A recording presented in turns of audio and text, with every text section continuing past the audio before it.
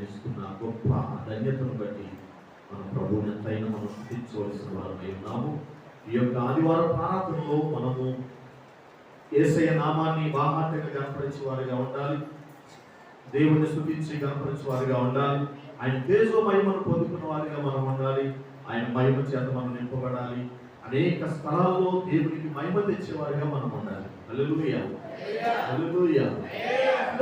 పరిశుద్ధాత్ముడు ఈ రోజున నా మధ్యలో పెట్టిన కొన్ని మాటలను జాగ్రత్తగా కొద్ది నిమిషాలు మనము ఈ యొక్క వాక్యాన్ని విందాం. మనలో ఉన్న అల్లరి, ఆసక్తి, అశ్రద్ధ, నిద్ర బలహీనత ప్రతి ఒక్కటి కూడా మనం తీసేసుకుందాం. హల్లెలూయా.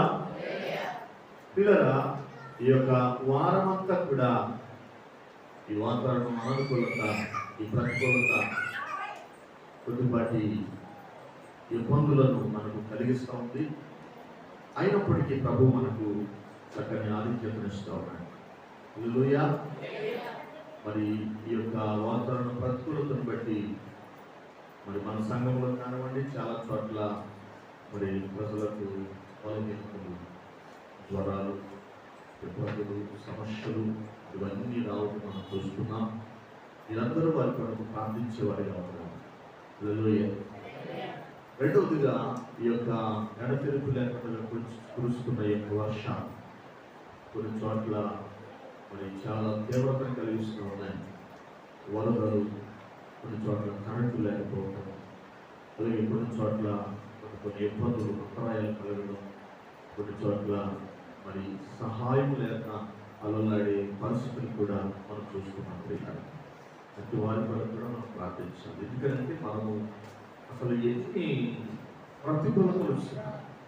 నిజంగా ప్రభు మనల్ని ఎంతగా కాపాడుతున్నాడు అంటే, అసలు ఎన్ని ఇబ్బందులు కలిగినా చూడండి, వాతావరణం మనకు వారం రోజుల నుంచి ఎన్నో మనకి ఇబ్బందులు కలిగిస్తున్నప్పటికీ ప్రభు మనకు ఎంత అనుకూలతను ఇస్తున్నాడో చూడండి. ఈ అనుకూలతను బట్టి మనం ఏం చేయాలంటే, అననుకూలతగా ఉన్న వారికి మనము వారి కొరకు ప్రార్థించాలి. అన్న గౌరవా, దేవుని స్తోత్రం, హల్లెలూయా. దేవుని మహాకృపను బట్టి ఈరోజు దేవుని మందిరానికి వచ్చున్నాడు, అక్కడికి వచ్చుకున్న ప్రార్థించాడు. హల్లెలూయా. పిల్లరా, దేవుని మహాకృపలో ఈ రీతిగా మనం ఉంటున్నామనంటే, మంచి స్వేచ్ఛను, మంచి ఆధిక్యతను కలిగి ఉన్న మనము స్వేచ్ఛ లేని వారి కొరకు ప్రార్థించాలి. మనము అనుకూలంగా ఉన్నాము కనుక అనుకూలత లేని వారి కొరకు మనం ప్రార్థించాలి. చాలా చోట్ల మీరు చూడలేదు, ఇళ్లలోకి నీరు వచ్చేసి వారు ఆ ఇంట్లో ఉండడానికి కూడా భయపడే అనుభవాల్లో ఉన్నారు.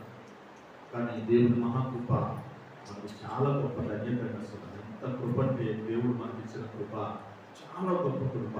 హల్లెలూయా.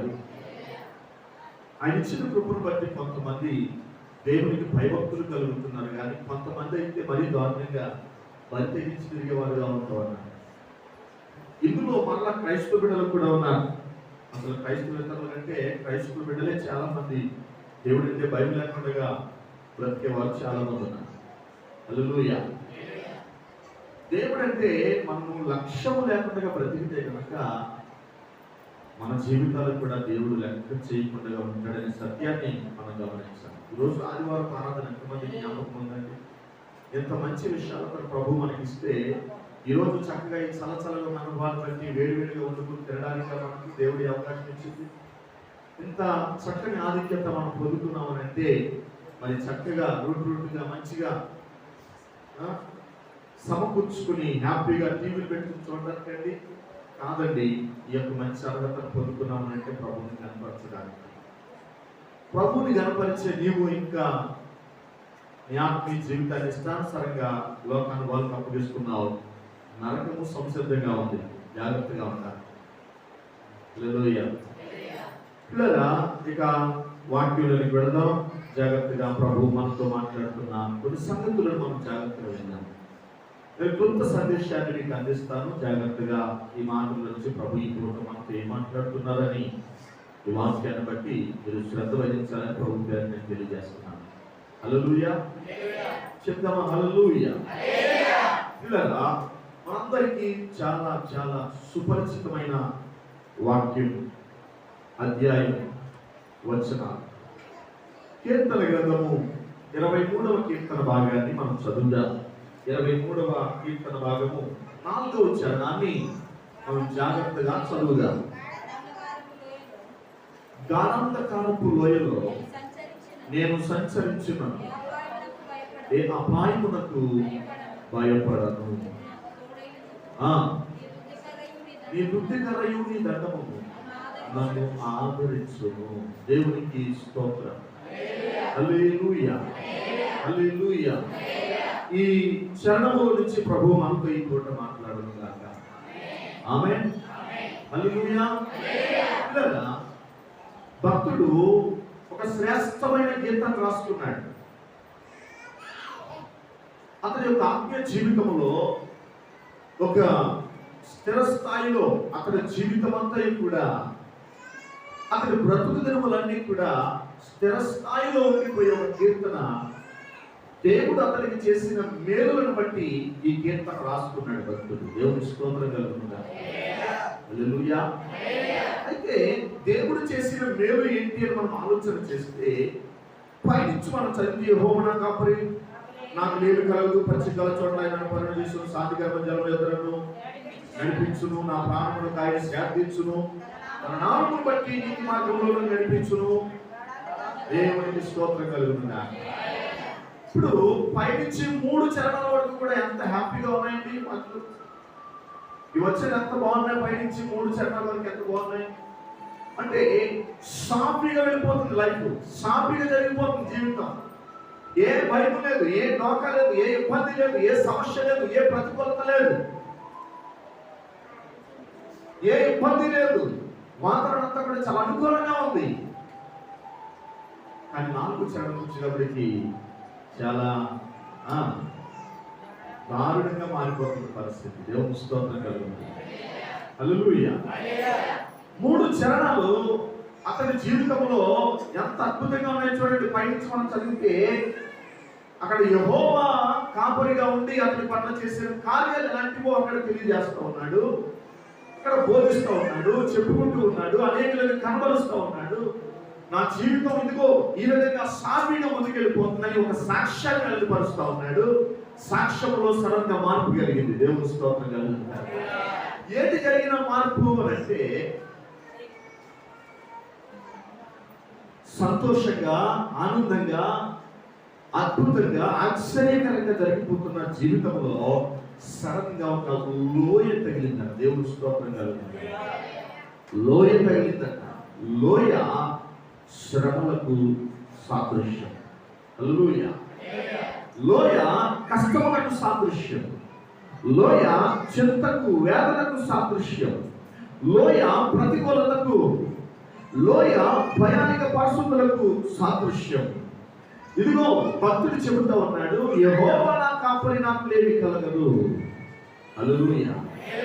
ఎలాంటి వ్యక్తి జీవితంలోనికి సడన్ గా ఒక లోయ ఎంటర్ అయింది అంటే, ఒక శ్రమ అతన్ని బాధిస్తూ ఉంది. హల్లెలూయా, హల్లెలూయా. ప్రియమైన దేవుని బిడ్డలారా, జాగ్రత్తగా ఈ మాటలను వినండి. పూట నేను క్లుప్తంగా ఈ సందేశాన్ని ముగించడానికి ఇష్టపడతా ఉన్నాను. పిల్లరా, దేవుని యొక్క వాక్యములో మనకు ప్రాముఖ్యంగా కనబడేది లోయ. చెప్పండి, లోయ, లోయ. హల్లెలూయా, హల్లెలూయా. పిల్లరా, ఆత్మీయ జీవితానికి ఎప్పుడు కూడా ఎత్తైన అనుభవమే కాదు, కానీ అప్పుడప్పుడు కొంచెం పల్లపు అనుభవం కూడా అవసరం. ఎందుకంటే అందులో నుంచి కొన్ని పాఠాలు నేర్చుకోవలసి ఉన్నది. హల్లెలూయా. చెప్పండి, చెప్పండి. మీరందరూ కూడా అసలు దేన్ని ఇష్టపడతారు ఎక్కువగా? ఆశీర్వాదమునా లేకపోతే కష్టమునా? అది పిల్లరా. కానీ దేవుని యొక్క ఆలోచన ఏమిటంటే, ఎల్లప్పుడూ కూడా ఆశీర్వాదమే కాదు నానా, కొన్ని సందర్భాల్లో కష్టాలు కూడా అనుభవించాలి. ఎందుకంటే కష్టములో నుంచి వచ్చిన ఆశీర్వాదం నీకు చాలా ప్రాముఖ్యంగా ఉంటుంది. హల్లెలూయా.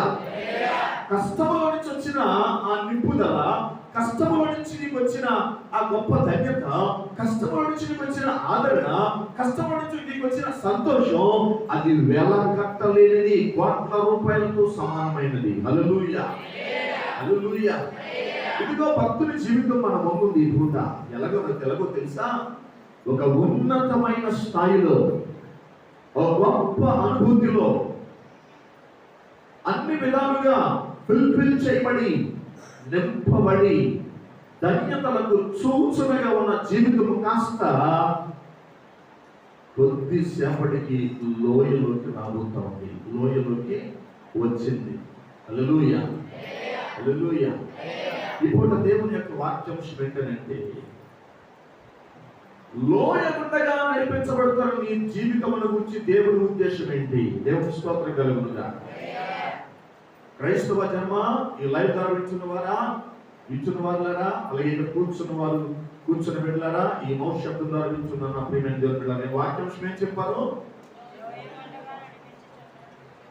లోయ ద్వారా నడిపించబడుతున్న నీ జీవితమును బట్టి దేవుని ఉద్దేశం ఏమిటి? దేవుని స్తోత్రం కలుగునుగా.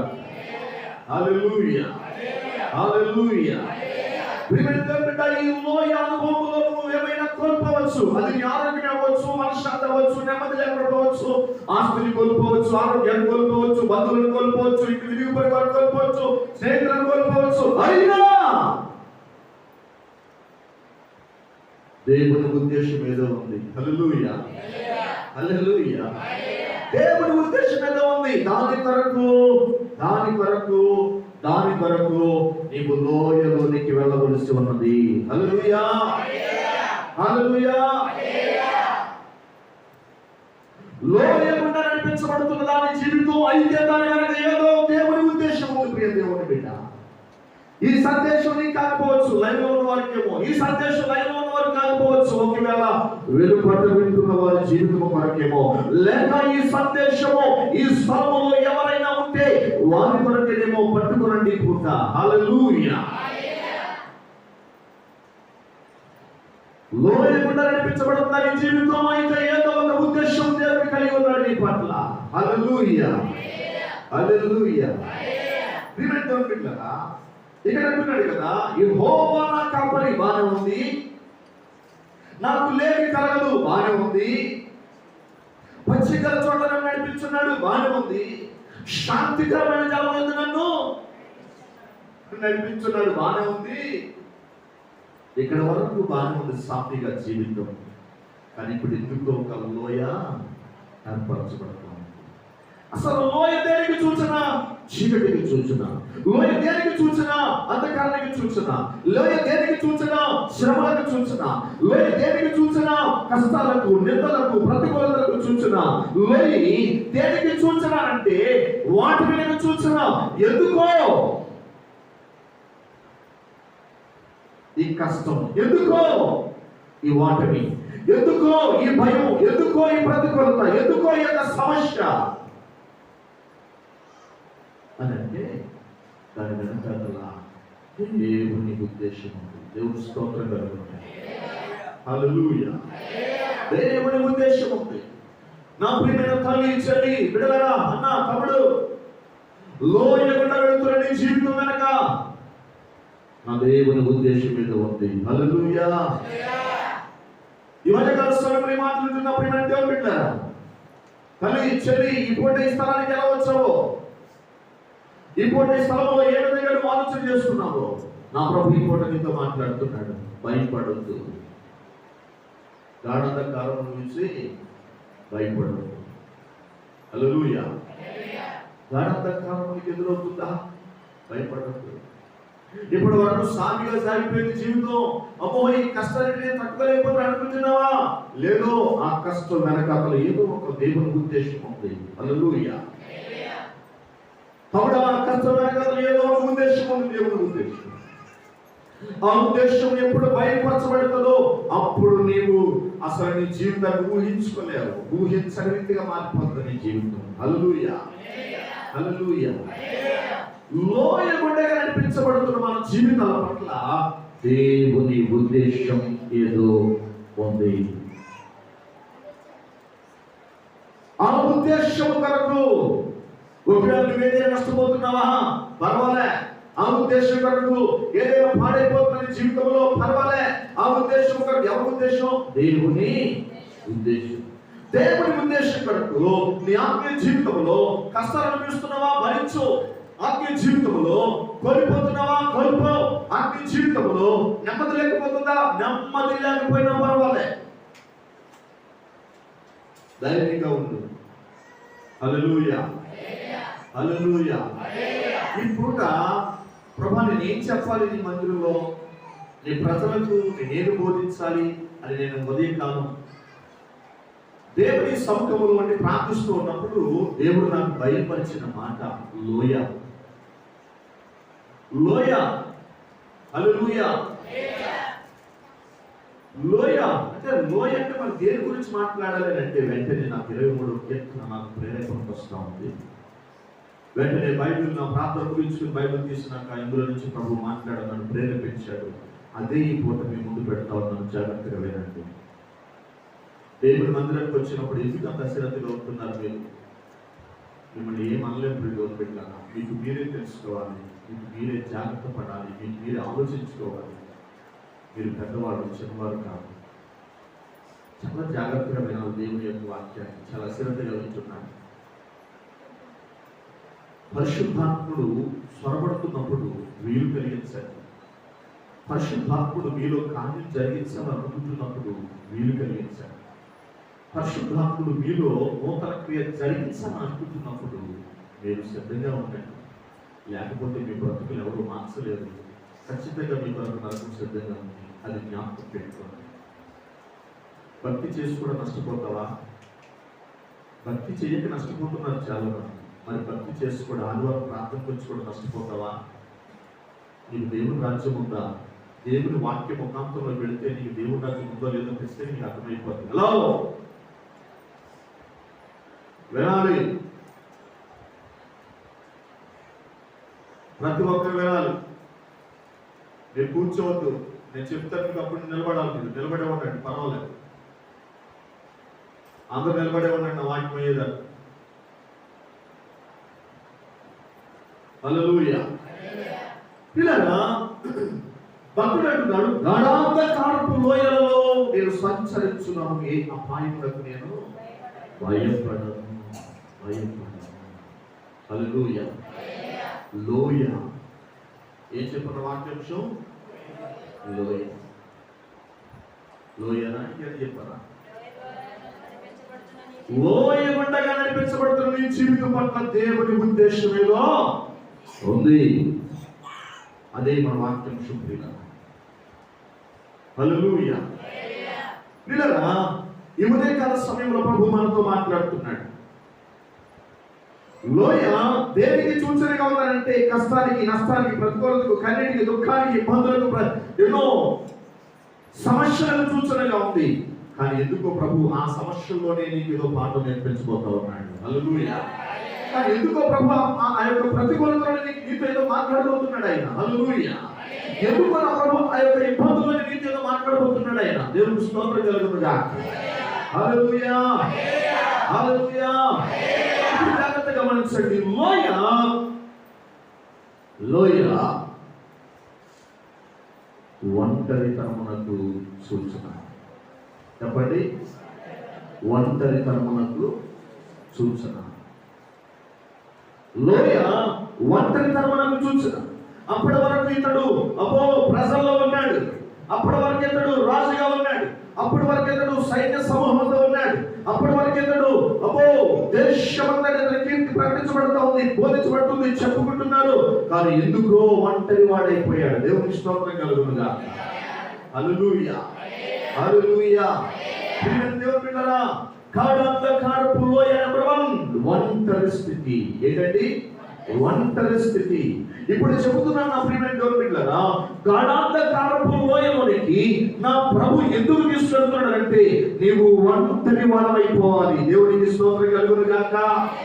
ఇదేంటయ్యా, జన్మలో నేను ఒంటరి వాడమైపోవాలి, ఇదేంటి నన్ను కలిసి ఉండదు అన్నావేంటి, ఒంటరిగా ఉండమంటున్నావేంటి, ఒంటరి వాడు అయిపోమంటున్నాడు. నువ్వు ఒంటరి కాదు, ఒంటరి వాడు అయిపోతే ప్రభు నీతో మాట్లాడతాడు. దేవుని స్తోత్రం కలుగునుగాక. హల్లెలూయా. ఒంటరిగా ఉండిపోయిన యాకోబుతో దేవుడు మాట్లాడాడు. హల్లెలూయా.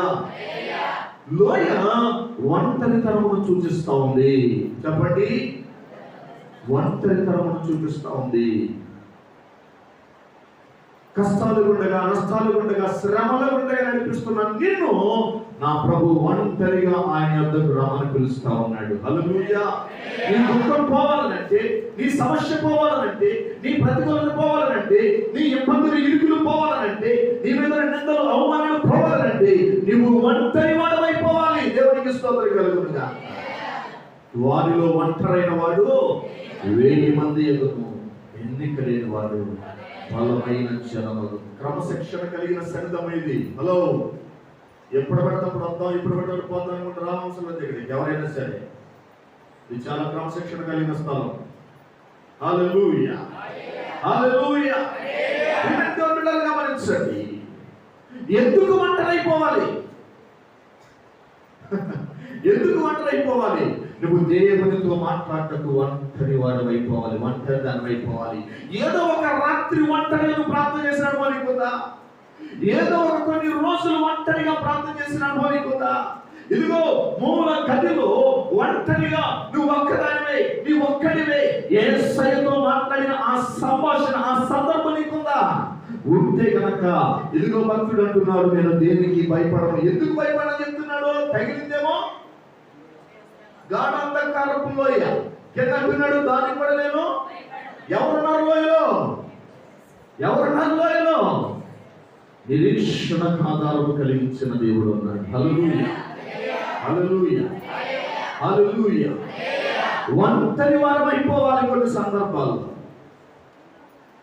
అయ్యో, ఇప్పటి వరకు నా స్నేహితుడు ఉన్నాడే, ఇప్పటి వరకు నా స్నేహితుడు నాతో మాట్లాడేవాడే, ఇప్పటి వరకు నా ఇరుగు పరివారు నన్ను ప్రేమించేవారే, నీవు ఇప్పటి వరకు నన్ను చక్కగా ప్రేమించేవారే, పిలిచేవారే, ప్రతిదానికి నన్ను కేకేసేవారే, రమ్మని పిలిచేవారే, సయ్యాల్లో సంబరాల్లో నన్ను పిలిచేవారే, నన్ను గొప్పగా ఉన్నతమైన దాన్ని నన్ను కేకేసేవారే. కానీ ఇప్పుడు ఎందుకో నాకంత ప్రయారిటీ ఇవ్వట్లేదు. వదిలే, యేసు నామములో దాన్ని ప్రయారిటీ కాదు నీకు కావాల్సింది, పైవాడితో సహవాసం. హల్లెలూయా, హల్లెలూయా. లోయ ఒంటరితనమును చూపిస్తా ఉంది. నీ ఆత్మీయ జీవితంలో విడిచిపెట్టవలసిన వాటిని విడిచిపెడుతున్నావా? నీ శరీరానికి ఇప్పటికీ ఏది జతలుగా ఉన్నాయో, నీ ఆత్మీయ అనుభవాలకు ఏమి జతలుగా ఉన్నాయో, ఆ జతలను విడిచిపెట్టడానికి సిద్ధంగా ఉన్నావా? ప్రభువు ఒంటరిగా లోయలోనికి నడిపిస్తూ ఉన్నాడు.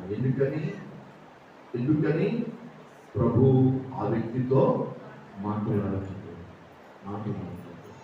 హల్లెలూయా. నా దేవుడు నీతో మాట్లాడాలంటే నువ్వు ఒంటరి వాడవైపోవాలి, ఒంటరిగా ఉండాలి. దేవునికి స్తోత్రం కలుగునుగాక. హల్లెలూయా. ఒంటరి వాడము, ఒంటరిదానం అవ్వాలంటే మళ్ళీ ఈ మాట మీరు అంటారు, మమ్మల్ని మానీసుల్లా ఉండమంటారండి. మానీసుల్లా ఉండమనట్లే, మనస్సు నిలిపిన వ్యక్తులుగా ఉండమని కోరుతున్నాను. హల్లెలూయా. నువ్వు మానీసుడిగా, మానీసు వ్యక్తిగా ఉండద్దు, మనస్సు నిలిపిన వ్యక్తిగా ఉండు చాలు. గాఢాంధకారపు లోయలో ఏముందంటే నెంబర్ 1 ఒంటరితనం. చెప్పండి, ఒంటరితనం. ఈ ఒంటరితనం నీకు ఏం నేర్పిస్తుందో తెలుసా? ఈ ఒంటరితనం నీకు ఏం నేర్పిస్తుందో తెలుసా? నీవు ప్రజల మీద ఆధారపడకుండా నేర్పిస్తా ఉంది. నీవు లోకం మీద ఆధారపడకుండా నేర్పిస్తా ఉంది. నీవు ఏవేవో ఎత్తైన వాటి మీద ఆధారపడకుండా ఉండటం నేర్పిస్తా ఉంది. నీ స్థాయిని నీకు గమనింపజేస్తూ ఉంది. నీ పరిస్థితి నీకు తెలియపరుస్తూ ఉంది. నీవు ఒంటరిగా పోరాటం నేర్చుకోవాలని నేర్పిస్తా ఉంది. ఒంటరిగా పోరాడే సందర్భాన్ని నేర్పిస్తా ఉంది లోయ. హల్లెలూయా. చిచ్చి, ఎందుకు నాతో ఎవరు మాట్లాడతలేదు? చిచ్చి, ఎందుకు నన్ను అందరూ పక్కన పెడుతున్నారు? ఎందుకు నాకు ఎవరు ఫోన్ చేయట్లేదు? ఎందుకు నన్ను ఎవరు ప్రేమించట్లేదు? ఎందుకు నన్ను స్నేహితులు కూడా పక్కన పెడుతున్నారు? ఎందుకు నన్ను నాతో స్నేహంగా ఉండే వారు కూడా నన్ను ఎందుకు దూరంగా పెడుతున్నారు? వాళ్ళు దూరంగా పెట్టడమే నీకు మంచిది. దేవునికి స్తోత్రం కలుగునుగాక. హల్లెలూయా. ఎప్పటి వరకు వారిని వీరిని మోసి నీ బొసలు అరిగిపోయాయి. నీ ఆత్మీయ జీవితం అమ్మా సగం సంగ్రహానికి పోయింది. గాఢాంధకారపు లోయలోకి కనిపించడానికి గల కారణం ఇక వారిని వీరిని భుజాల మీద ఎత్తుకుంటామని కాదు, యేసయ్య పలుకుల మీదకి వస్తావని. దేవునికి స్తోత్రం కలుగును గాక. హల్లెలూయా. నెంబర్ 1, గాఢాంధకారపు లోయ ఏంటంట? ఒంటరితనమును చూపిస్తా ఉంది. ఒంటరితనం. ఎవరిని నమ్ముకుని పాడైపోతున్నావు? ఎవరి మీద ఆధారపడి నువ్వు బలహీనం అవుతా ఉన్నా? ఎవరున్నారండి వెనకాల? ఎవరు వస్తారు? నువ్వు ఆన్లైన్ నమ్ముకుంటున్నావు. మోసపు లోకం, పాపపు లోకం. తల్లి తండ్రి లేదు, అన్న తమ్ముడు లేదు, అక్క చెల్లి లేదు. సమయం వస్తే ఎవరి దారి వారు చూసుకుని పోయేవాళ్ళే తప్ప నీ వెనకాల కొమ్ము కాసేవాడు ఒక్కడు. జాగ్రత్త. ఏది నమ్ముకుంటున్నావు? అందుకే నా ప్రభు ఇలాంటి వాటన్నిటిని నమ్ముకోకుండా ఉండాలని వ్యక్తినంట సడన్ గా లోయలోనికి నడిపిస్తా ఉన్నాడు. దేవుని స్తోత్రం కలుగుతుంది. హల్లెలూయా, హల్లెలూయా. ఒంటరి వాడైపోయాడు యాకోబు. ఎప్పుడైతే యాకోబు ఒంటరిగా మిగిలిపోయాడో దేవుడు మాట్లాడటం ప్రారంభించాడు. హల్లెలూయా, హల్లెలూయా. నీవు నీ గతికి పరిమితి అయిపోవాలి. నీవు నీ ఇంటికి పరిమితి అయిపోవాలి. నీవు ఒంటరితనానికి పరిమితి అవ్వాలి. నీవు కొన్ని రోజులు ఇదిగో దేవుడితో ప్రత్యేకంగా మాట్లాడడానికి సిద్ధపడాలి. ఏ అనుభవం ఉందా నీకు? వారం రోజుల నుంచి వర్షాలు కురుస్తున్నాయి. గుడ్డు మాసం పడుకుని తినేస్తున్నారు. చక్కగా వేడివేడిగా టీవీలు ఎక్కువ చూస్తున్నారు. తిండిదేనండి కాదనట్లే. ఈ వారం రోజులు ముమ్మారు ప్రార్థన చేసిన వచ్చేదంటే, ఈ వారం నుంచి ముమ్మారు ప్రార్థన చేసిన వచ్చేదంటే 1, 2 మిగిలిన ఏం చేశారల్లా? చక్కగా పడుకున్నారా? లేకపోతే అక్షరం ముచ్చట వేసుకున్నారా? అట్ట శ్రమాలు ఆడుకుంటున్నారా? అమ్మా, ఇలాంటి వారికి గాఢాంధకారపు లోయ సడన్ ఎంటర్ అయింది అనుకోండి. అమ్మా, సడన్ ఎంటర్ అయింది అనుకోండి, ఎంత మాత్రమో కూడా దాన్ని జయించుకుని బయటికి రాలేవు. నువ్వు రావాలంటే గాఢాంధకారపు లోయను జయించాలంటే అక్కడ ఒంటరితనంగా ఉంటేనే ప్రభు నీతో మాట్లాడతారు. దేవుని స్తోత్రం కలుగును గాక. వారం రోజులు తీర్మానం చేసుకుని ఫోన్ మాట్లాడకుండా ప్రత్యేకంగా ఉండాలని ఆలోచన ఎవరికైనా ఉందా మీరు? అమ్మో, మీరు ఏదైనా చెప్పండి కానీ ఫోన్ మాట్లాడకపోతే మామూలు కాదండి. అసలు పక్కన ఫోన్ లేకపోతే మా జీవితం నడవదు. అసలు దేవుని స్తోత్రం కలుగును గాక. ఆ లైన్లో ఉన్న వాళ్ళు అందరూ ఫోన్ బ్యాచ్ కాదులే. మీకు అన్న దేవుని స్తోత్రం. మీకు ఫోన్ లేకపోవడం పర్లేదు కానీ మనుషులు లేకపోతే అసలు ఉండలేదు. మీరు దేవుని స్తోత్రం. మీరు ఫోన్ లేకపోవడం ఉండగలదు కానీ మనుషులు కూడా లేకపోతే అసలు ఉండలేదు. కడిపేసుకుంటారు అసలు. హల్లెలూయా. అవి కూడా ప్రమాదమే. అవి కూడా జాగ్రత్తగా గమనించండి. ఒక వారం రోజులు ఫోన్ మాట్లాడి నేను పక్కన పెట్టేస్తాను, స్విచ్ ఆఫ్ చేస్తాను. శుభ్రంగా ఒంటరిగా నేను ఉంటాను, గదిలో ఉంటాను. కొద్ది నిమిషాలు నా పిల్లలకి ఏదో తిండికి అంత వండేసుకున్నా, మక్కో తిండికి అంత వండేసుకుని ఎదుగో వారము రోజులు బయటికి కనబడకుండా, సూర్యుని ముఖం చూడకుండా ఒక ప్రత్యేకముగా ఒక గదిలో నేను గడపాలని ఆలోచన మీకు ఎప్పుడు రాలేదా? రాదు. ఎందుకంటే మీరు గాఢాంధకారపు లోయను అధిగమించవలసిన జాబితాలో లేరు. దాని నుంచి వెనకటి వచ్చే అనుభవం మీలో లేదు. దేవుని స్తోత్రం కలుగుతుంది. హల్లెలూయా. ప్రియమైన గాఢాంధకారపు లోయ కష్టానికి, నష్టానికి, శ్రమలకు, ఇబ్బందులకు చూస్తున్నారని చెప్పాను కదా. ఆ కష్టాలు, ఆ నష్టాలు, ఆ సమస్యలు, ఆ ప్రతికూలతలు తొలగించుకోవాలి అంటే అక్కడ ఒంటరి వాడిగా ఉండాలి. హల్లెలూయా. ఒంటరిదానిగా ఉండాలి. హల్లెలూయా, హల్లెలూయా. దేవుని మహాకృపను బట్టి దైవజనుడాన్ని అనుభవం పొందాలంటే నేను ఖచ్చితంగా చెప్పగలను, నేను ఫోన్ లేకుండా బ్రతికేస్తాను ఈ జనాన్ని. ఎందుకంటే నాకు అలవాటు అయిపోయింది. దేవుని స్తోత్రం కలుగుతుందా? హల్లెలూయా. నాకు అలవాటు అయిపోయింది. నా దగ్గరికి ఎవరు రాకపోయినా నేను బతికేస్తాను, ఒంటరిగా బతికేస్తాను. నాకు అలవాటు అయిపోయింది. దేవుని స్తోత్రం కలుగుతుంది. నెల రోజులు నేను ఒంటరిగా ఉన్నాను ఒక గదిలో మూలన. గొప్పగా చెప్పట్లేదులే, విషయం చెప్తున్నాను. ఆ ఒంటరైన సందర్భంలో ప్రభువు నాకు తోడుగా ఉన్నాడు. హల్లెలూయా. నువ్వు మనుషులు విడిచిపెడితేనే ప్రభు నీకు తోడుగా ఉంటాడు. హల్లెలూయా.